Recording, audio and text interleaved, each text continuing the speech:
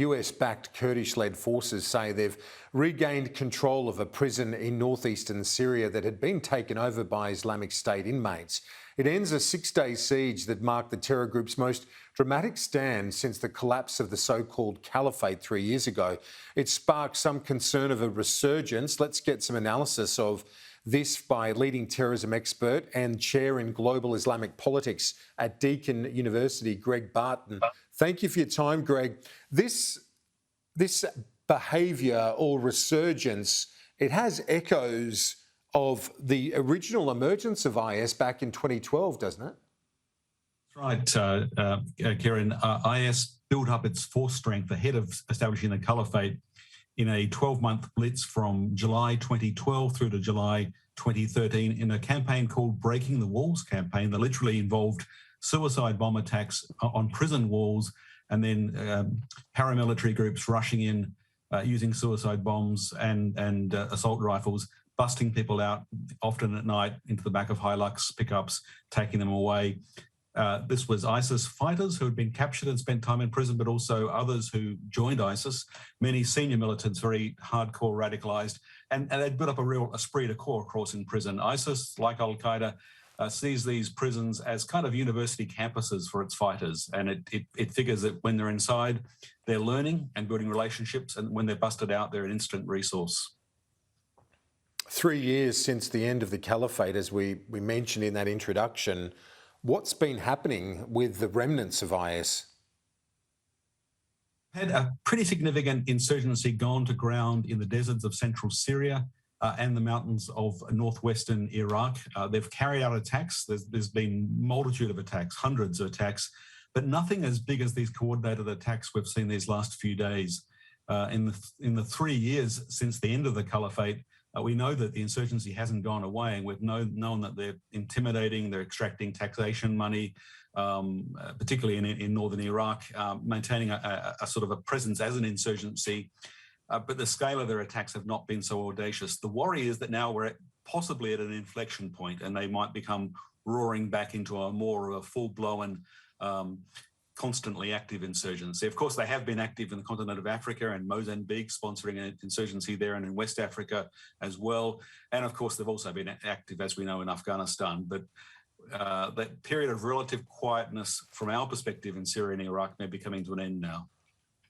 When it comes to the way that some of the nations where Islamic State fighters have been captured, imprisoned and so on, has there been an almost counterproductive approach from the way that families of those fighters have been dealt with, say, in places like Iraq?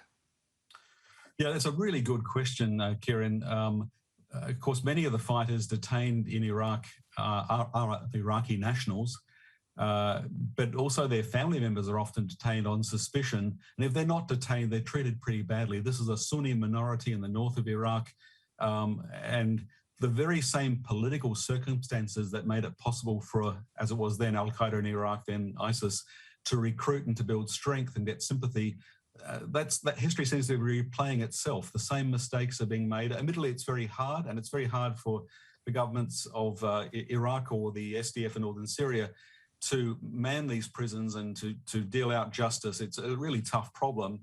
But in the case of Iraq, they're really making a hash of it. In the case of Syria, they're saying, please help us because we've got so many foreign fighters in our IDP camps and prisons.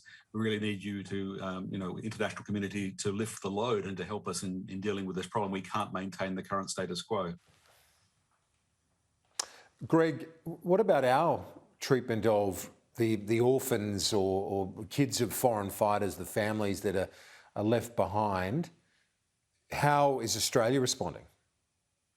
That's a really big question, Kieran. We've been advised by our security agencies, including ASIO in reports to Parliament, that it would be better to repatriate Australian nationals and children born to them and deal with them in Australia, justice, rehabilitation if possible, but certainly keeping them under a close watch, than to leave them where they are, where they may eventually be busted out or escape and go on to become the next generation of fighters and maintain a connection to Australia and therefore be a problem online.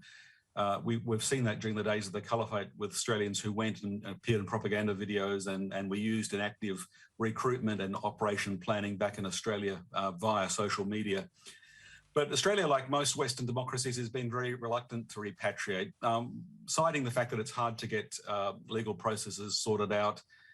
Oddly, though, you could say ironically, Australia has in some ways the best legislation because we prescribed Raqqa City and Mosul in Nineveh province as being areas that you would have to provide proof of your not being involved with ISIS if you were repatriated from those areas during that time. So we've got a pretty strong legal foundation for prosecuting people and making sure they don't go back into society uncharged.